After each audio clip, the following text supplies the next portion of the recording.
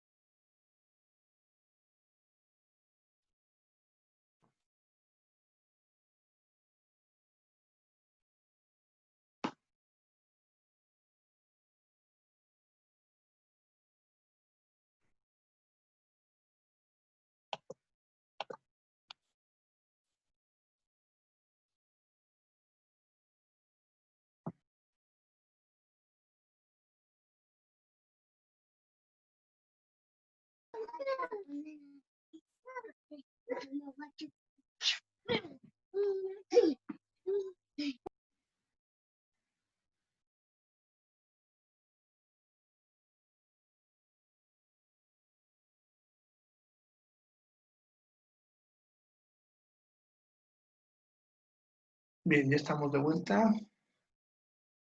Ya estamos. Bien.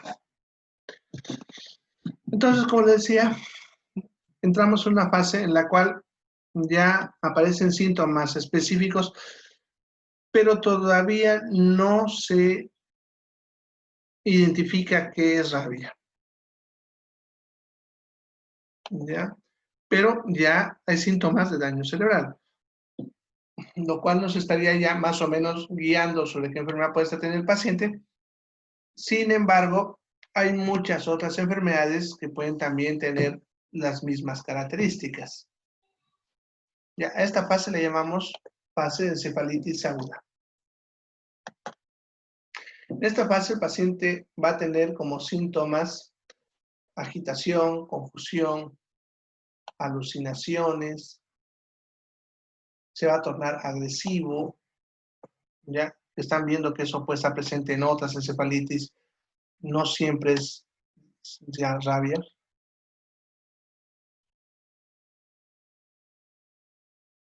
Puede tener síntomas meningios, los que vimos cuando hablamos meningitis. Puede tener opistótonos como el tétanos.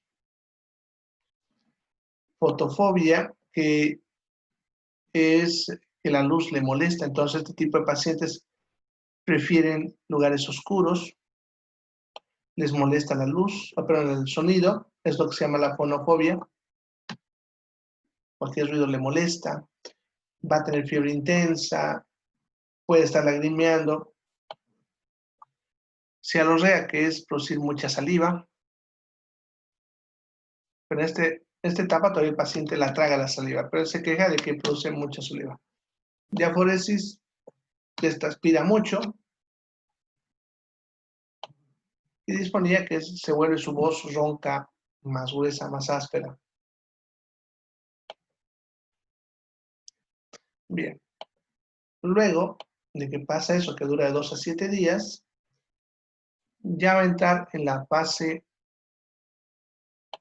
de encefalitis rábica, que aquí recién vamos a ver síntomas que son específicos de la rabia y que nos harán reconocer a la rabia. El paciente va a empezar a ver doble, va a tener parálisis facial, lo cual va a hacer que su rostro se vuelva inexpresivo, va a tener disfagia, dificultad para tragar, y no se olviden que tenía cialorrea. Significa que producía mucha saliva, pero antes de esta etapa él se la tragaba. Pero ahora, como no puede tragarla, empieza a escurrir y por lo tanto el paciente empieza a babear. Ya, lo típico que han de ver en las imágenes, las películas, los dibujos animados, que cuando están con rabia se llena de espuma en la boca. Ya, en realidad, no es que haya un espumeo, sino que babea bastante y cuando habla, pues brujea un poco, ¿no? Todo lo cual hace que la gente a veces lo exagere y bueno, muestren que es una espuma. En realidad no hay tanta espuma, pero sí hay intensa producción de saliva. ¿Ya? Bien, la hidrofobia, que este síntoma es tan típico que incluso antes de llamarle rabia a esta enfermedad, se le llamaba hidrofobia. Ya, la hidrofobia, en realidad como definición, es miedo al agua. Pero el paciente no tiene miedo al agua. Lo que pasa es que como no puede tragar, y él en su desesperación trata de tomar agua,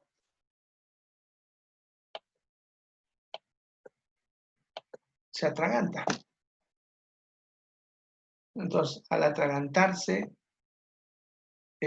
no puede tomar el agua y eso lo desespera. Y como está con un estado, están viendo mental desesperante, él empieza a rechazar el agua. Empieza a botarla, ¿ya? Y eso hace que de esa sensación de que tiene miedo al agua. ¿Ya? Va a tener priapismo, que eso es erección no controlada, y erecciones generalmente dolorosas de larga duración. Bien, todos esos son síntomas que no se identifican que es rabia, ¿no? En algún momento el paciente va a entrar en estado de coma y luego muere. Bien, entonces, todo ese proceso de la rabia. La letalidad de la rabia es altísima, es del 99,9%. Eso significa que todas las personas que llegan a desarrollar la rabia van a fallecer. Ya no hay cura, ya saben que es un virus, ya, y lo peor es que ataca al cerebro, y las zonas cerebrales pues no se van a recuperar, y entonces el paciente va a fallecer. Sin embargo, les he dicho, fíjense, 99,9%, no les he dicho 100%. Eso se debe a que han habido 7 casos en todo el mundo documentados que han curado de rabia. Todos estos casos tienen que ver con que accidentalmente se los colocó en coma inducido. ¿Ya? ¿Qué es el coma inducido? Es cuando nosotros a propósito lo metemos al paciente en estado de coma con medicamentos. Esto se suele hacer en los pacientes que presentan generalmente cuadros convulsivos muy severos y no es un tratamiento específico para la rabia. Entonces, por eso no se aplica de rutina en la mayoría de los casos. ¿Ya? El problema está en que cuando ya aparecen los síntomas, ya no se puede hacer nada. Y estos casos, como les digo, han sido casos que se creía que eran otras enfermedades y se los puso en coma inducido y luego despertaron sanos. Después se confirmó que era rabia. El mecanismo de esto no se conoce cómo funciona. Sin embargo, yo por lo menos pienso que es parecido a la parte del tratamiento de la hepatitis. El tratamiento que quiero saber la hepatitis de dieta, reposo, simplemente es un tratamiento en el cual apagamos el trabajo del hígado. Entonces el hígado, al apagarse, al no trabajar, se dedica a repararse a sí mismo. ¿Ya? En cuanto al cerebro, cuando lo metemos en coma, prácticamente hemos apagado el cerebro. Y en ese caso, las células pudiesen dedicarse a repararse. Sin embargo, eso es una teoría. Y como la rabia es una enfermedad que no hay muchos casos, y los pocos casos que se diagnostica ya es tarde, entonces por eso es difícil estudiarlos para poder verificar cómo se puede aplicar esto como tratamiento. ¿Ya? De todas maneras, es una esperanza. ¿Ya? Sin embargo, como todavía no sabemos cómo aplicarlo, en qué momento o en qué pacientes aplicarlo,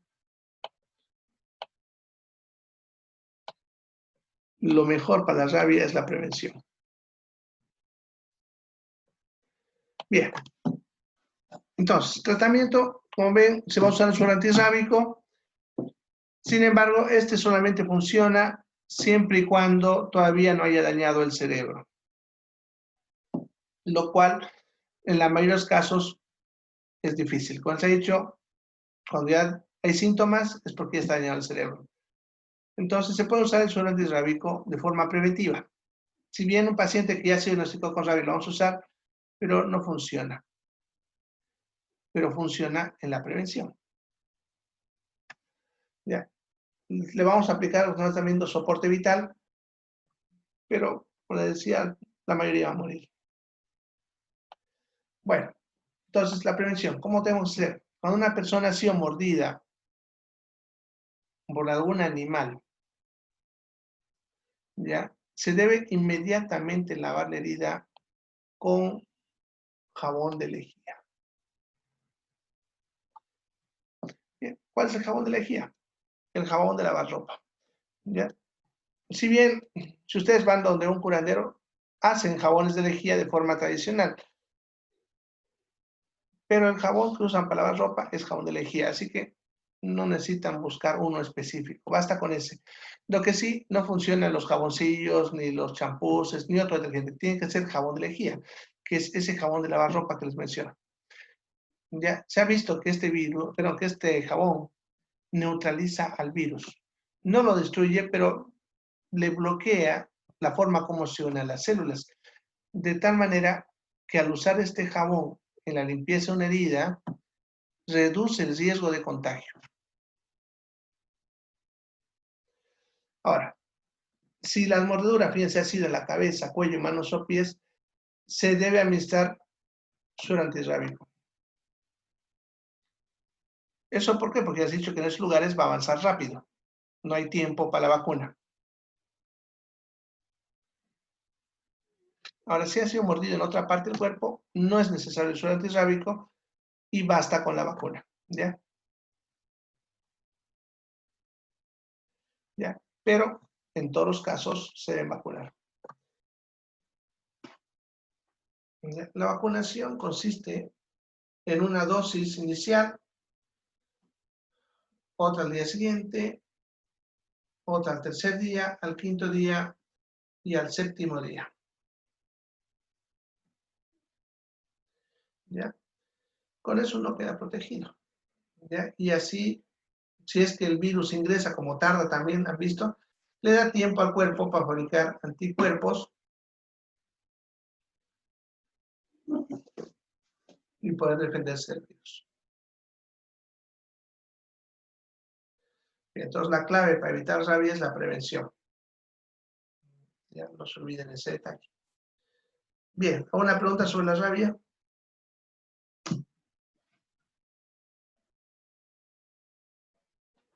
¿Preguntas sobre la rabia?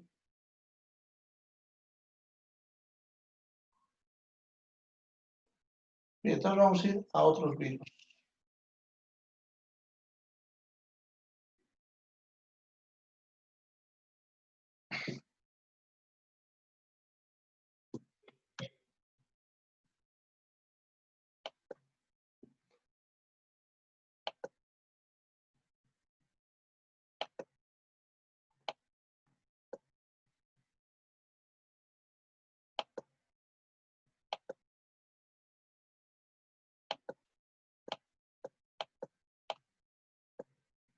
Y vamos a ver sobre los virus productores de diarrea.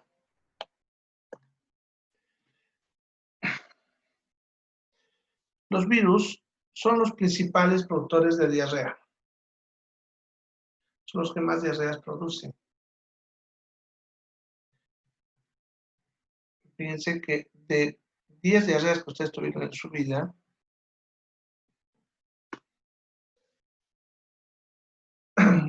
nueve fueron producidas por virus y una sola fue producida por bacterias. Entonces, para que vean cuán comunes son los virus. En otras palabras, estoy diciendo que la mayor parte de las diarreas que ustedes tuvieron en su vida fueron producidas por un virus.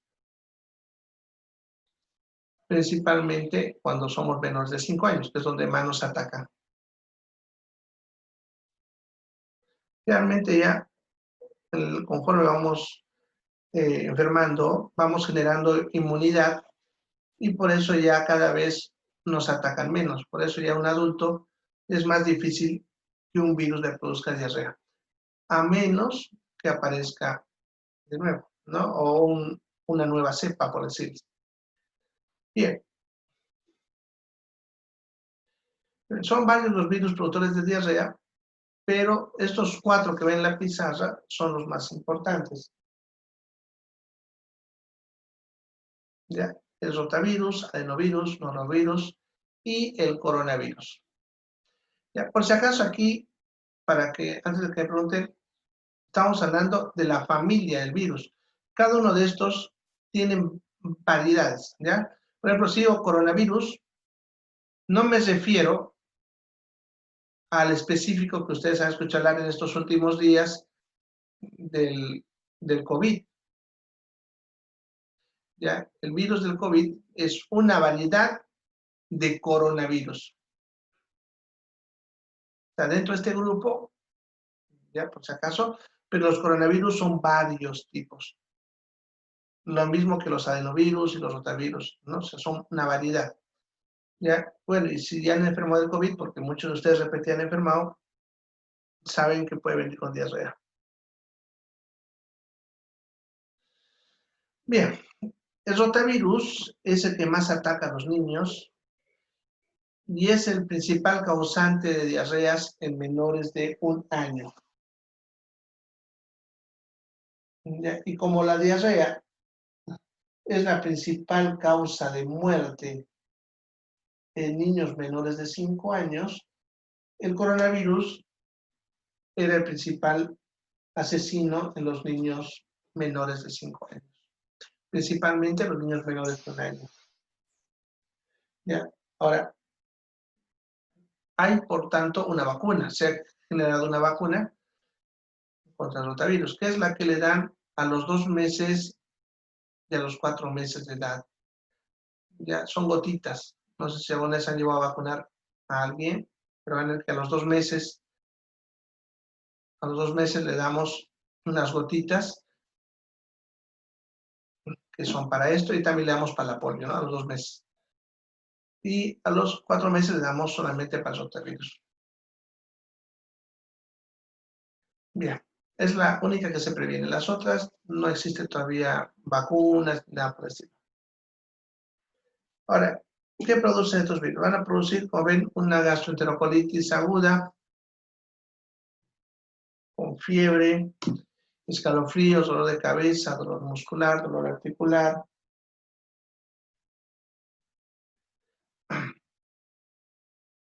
Náuseas, vómitos y diarrea, obviamente, lo principal, ¿no? Las diarreas, cuando dice autolimitadas, significa que se van a curar solas. no necesitan ningún tratamiento. Además ya saben que son virus, no necesitan tratamiento. Suelen durar normalmente entre 1 a 15 días, pero lo más frecuente es que suele durar entre 3 a 7 días, lo más común. Realmente los niños pequeños les suele durar unos 5 a 6 días. Ya los más grandecitos les puede durar menos, ¿no? Pero es variable, como están viendo, de 1 a 15 días. ¿Ya? Bien. Eso entonces en cuanto al cuadro clínico. El tratamiento, como es virus, solamente sintomático, aliviar los síntomas. Si está con fiebre, le damos algo para la fiebre. Si tiene mucho cólico, le damos algo para el cólico, como un Viadil, un Sertal, ¿ya? Pero lo más importante, como es diarrea, hay que mantener al paciente bien hidratado. Principalmente niños pequeños y de la tercera edad, que suelen ser los que generalmente fácilmente se deshidratan o pueden fallecer por la deshidratación o sus descompensaciones. Bueno, en cuanto a la prevención, ya saben, existe vacuna contra el coronavirus, pero aquí la mejor forma de prevenir estos virus es lavarse las manos, como hablamos para la salmonela, ¿se acuerdan? Durante el proceso de preparación de los alimentos. ¿Ya? Lavarse las manos siempre antes de comer, para así no meternos la bacteria, porque la bacteria entra por la boca. Y obviamente en los niños pequeños siempre hay que tener bastante cuidado en cómo le damos los alimentos, ¿ya? Y evitar de que le metamos a nuestros virus. ¿Ya? Y en algún momento van a enfermar, obviamente, ¿ya? Pero es mejor que cuanto más grandes se enfermen, mejor, porque van a tener mejor resistencia que cuando son más pequeñitos. Bien. ¿Alguna pregunta sobre este virus, estos virus?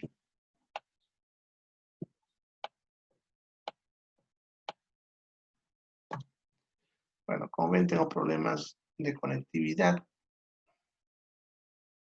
Así que por eso estoy hablando lento y se me corta de rato en rato. Y ahorita, por ejemplo, ya se me fue la imagen.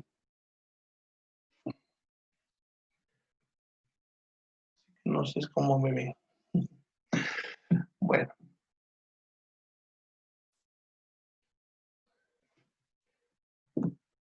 Ya.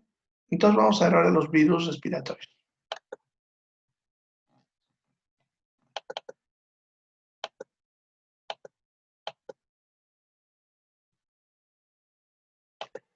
Bien, los virus respiratorios son también, como están viendo, varios.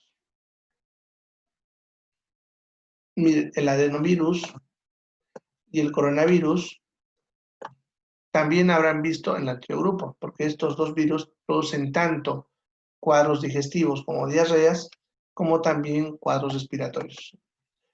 ¿Ya? Y son virus muy frecuentes. El adenovirus es uno de los virus que más nos ataca. Sin embargo, por suerte, no es tan agresivo como los otros, pero sí es uno de los que más nos ataca. Ahora, los que son más específicos también, los rinovirus es el más frecuente productor de resfriado común. El virus de la influenza, el que más frecuentemente produce la famosa gripe. Y lo que es el virus del sistema respiratorio es uno de los que más ataca a los niños menores de 1 año, produciéndole bronquiolitis, que es un cuadro peligroso.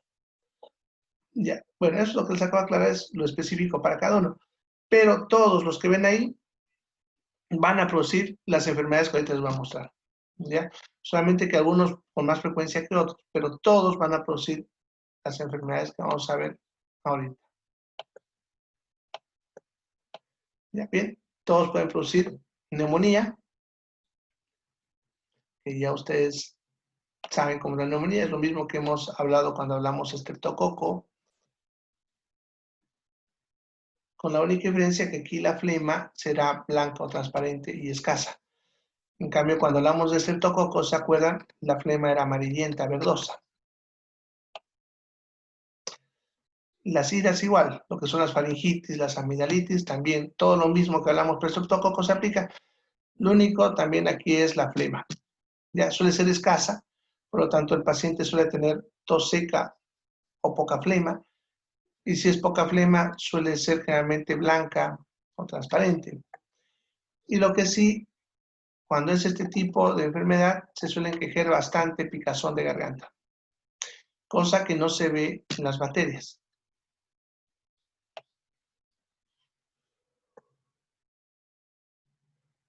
Pueden producir bronquitis aguda.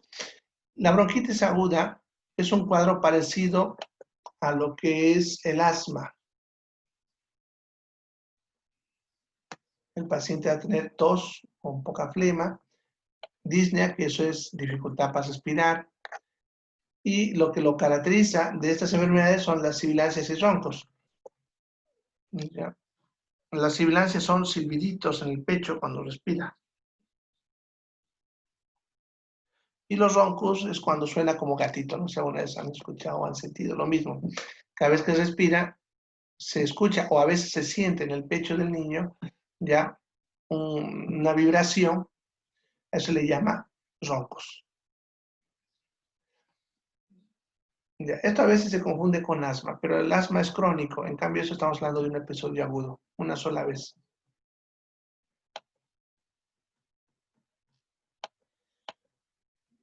Luego estaría el resfriado común, que seguro todos ustedes ya han enfermado, varias veces seguro,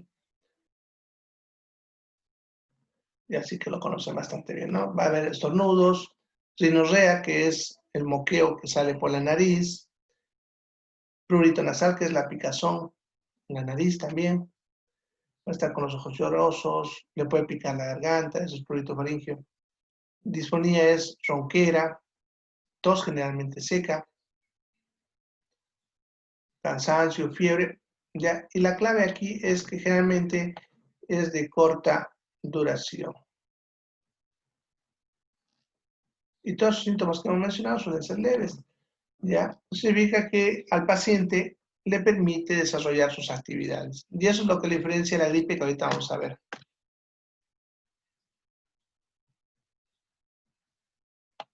Entonces, la gripe es un cuadro parecido, pero la principal diferencia es que es incapacitante.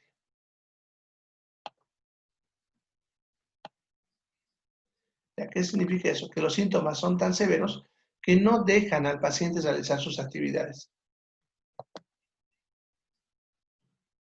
El paciente está con intensa fiebre, dolor muscular, artralgias, que es dolor articular, odinofagia es dolor de garganta, tos intensa, rinorrea intensa, o sea, moquea bastante con congestión, eso significa que se le tapa la nariz, va a estar lagrimeando bastante, astenias, ¿se acuerdan? Flojera, no va a tener ganas para hacer nada, adenopatías, ganglios le van a salir en la zona del cuello, periapetito, somnolencia o insomnio, dolor abdominal, ¿no? Y la otra clave es la duración. Otro han visto que está 5 días, 7 a 15 días, ya más largo. Entonces, un cuadro más intenso, que el paciente le duele tanto el cuerpo que no puede moverse, lo vemos postrado, no quiere comer, está lagrimeando, moqueando bastante. Es gripe. Ya, ahora, por si acaso la gripe no mata. Sin embargo, como están viendo, los pacientes que tienen estos virus pueden hacer cualquiera de estas enfermedades. Entonces el paciente pudiese empezar con una gripe y luego hacer una neumonía. Que eso es, por ejemplo, lo que hacía el famoso H1N1, que por eso generó también pánico hace unos años. El paciente tenía los síntomas gripales y luego se solía complicar con una neumonía, principalmente en personas de la tercera edad o en niños pequeños. Bueno, en cuanto al tratamiento de todos estos, es sintomático y soporte vital, ¿ya? ¿Qué significa eso? Aliviar los síntomas, ¿ya? Y mantenerlo vivo. ¿Ya? En algunos pacientes que están ya con neumonía, con bronquitis, que le está costando respirar, vamos a tener que conectarlos al respirador y mantenerlos vivos con el respirador, ¿no?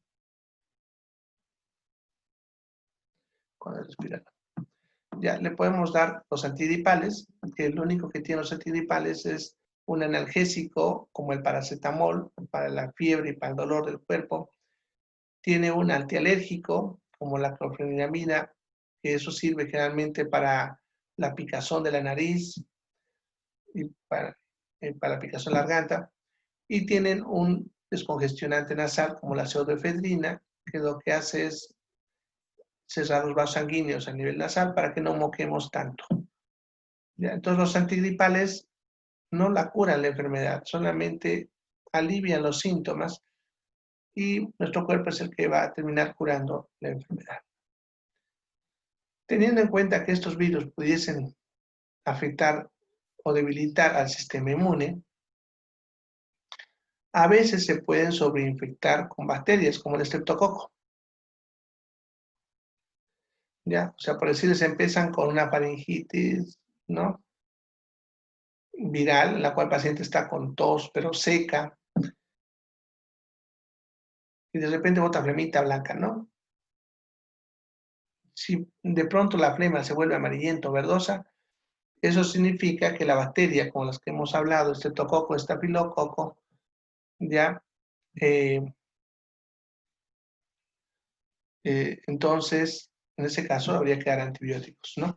Pero solamente cuando se ha complicado con la sobreinfección.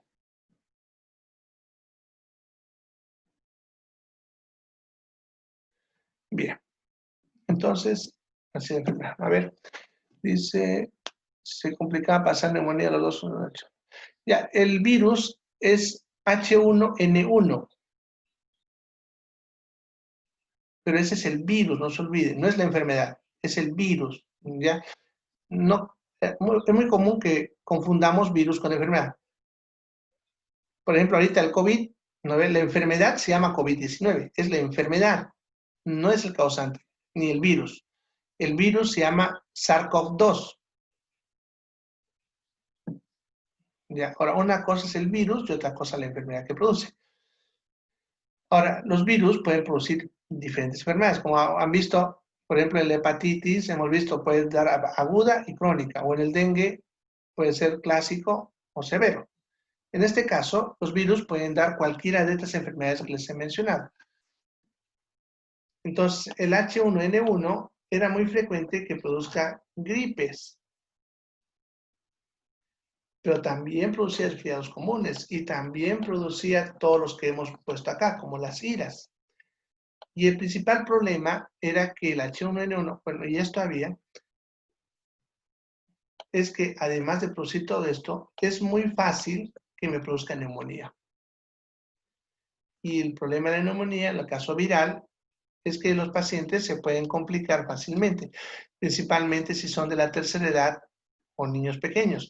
No se olviden que no hay cura para los virus, entonces la probabilidad de sobrevivencia en ellos es baja porque mantener el respirador a un niño o una persona de tercera edad es mucho riesgo por las complicaciones mismo del respirador.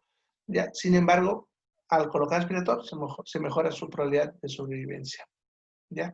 Entonces, la neumonía, en este caso, es otra enfermedad producida por estos virus. ¿Ya? Y como les decía, los virus tienen más predisposición a producir uno o el otro. ¿No? Ahora, a ver, dice, todos tuvieron que aprender a vivir con el virus como huésped. Ya, no es que tuviésemos que aprender a vivir, sino que cuando nos entra un virus, nuestro cuerpo va a fabricar anticuerpos para defenderse de ese virus. En algunos tipos de virus exterminamos por completo al virus, como estos que estamos viendo ahorita. Los vamos a exterminar con nuestros anticuerpos. En otros no podemos hacer mucho, como el caso del virus de la rabia, por ejemplo, que como ataca a las células cerebrales, nuestros anticuerpos no van a atacar a nuestras células cerebrales. ¿Ya? Y en el caso del herpes, por ejemplo, que podemos decir que ahí nuestros anticuerpos atacan al virus y por eso lo mantienen controlado, ¿no? Por eso solamente ese virus se aprovecha cuando nuestro sistema inmune se debilita. Sin embargo, en la mayoría de los virus, nuestro cuerpo fabrica anticuerpos que los exterminan por completo y generan inmunidad. Por lo tanto, una persona, por ejemplo, enfermó con el H1N1, puede que le haya dado cualquiera de esos que hemos visto, hasta un resfriado común, pero ya generó inmunidad. Eso significa que si en un futuro le vuelve a entrar el mismo virus, ya no va a enfermar de nuevo, porque ha generado inmunidad. ¿Ya? ¿Ya? Y eso pasa también con muchos virus de estas familias que estamos viendo ahorita. ¿Ya? Como el coronavirus, por ejemplo, pues van a escuchar hablar que los que han sobrevivido tienen anticuerpos y pueden donar, ¿no? Entonces, ya los que sobreviven o ya enfermaron, obviamente, tienen anticuerpos, ¿ya? El riesgo de estos virus es que el paciente se complique con otras cosas. Por eso van a escuchar hablar que los que tienen más riesgo son los niños pequeños, los ancianos o personas que tienen enfermedades de base. Por ejemplo, un paciente, pongámosle, que tenga insuficiencia cardíaca. Él está bien, está estable. Le agarra una gripe por cualquiera de estos virus, porque no necesariamente el coronavirus ni el H1N1, puede ser cualquiera. Uno que a la mayoría de nosotros nos produzca un resfriado sencillo. Pero a ese paciente lo va a complicar, porque al dificultar la respiración y todo eso, con lo que ya tiene su problema cardíaco encima, va a tener más congestión, lo va a descompensar y puede terminar matándolo. Ya, entonces, por si acaso, los virus, estos que estamos hablando, matan más que el mismo COVID, que ahorita está de moda. Sin embargo, el COVID ha generado todo lo que han visto, no porque sea tan mortal como, no porque hay otros más mortales, sino porque es nuevo. El hecho de que sea nuevo significa que nadie en la población tenía inmunidad. ¿Ya? Y eso es el riesgo, porque al no tener inmunidad, no tenemos cómo defendernos del virus. Y puede pasar fácilmente a las personas que fácilmente pueden fallecer de esto. En cambio, si muchos ya están enfermos en virus antiguos, ya generamos como una barrera de protección para estas personas. Porque fíjense, si en una casa tenemos un viejito que puede morir, ya sabemos con esto, pero ya los familiares que viven con él, todos ya tienen inmunidad, eso significa que es difícil que el virus ataque al viejito, porque las mismas personas, como son inmunes, no van a dejar que el virus llegue a él. ¿Ya? Es como una barrera comunitaria que generamos contra el virus. ¿Ya? Y así se protege a este tipo de personas. Pero si nadie tiene inmunidad, es como si esta barrera no existiese y entonces fallecen este tipo de personas. Bien. ¿Alguna pregunta más? ¿O quieren que amplíe eso? Si es que no lo han entendido, porque a veces es un poquito difícil entender. ¿Preguntas?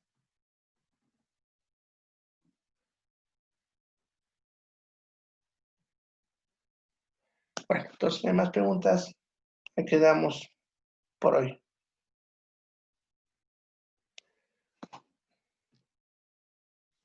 Bien. Entonces, video anda fallando. Bueno, entonces nos vemos mañana, chicos. Vayan a descansar. Vayan estudiando. Si tienen dudas todavía, mañana me escriben al empezar el chat. Ya. Nos vemos entonces. Cuida.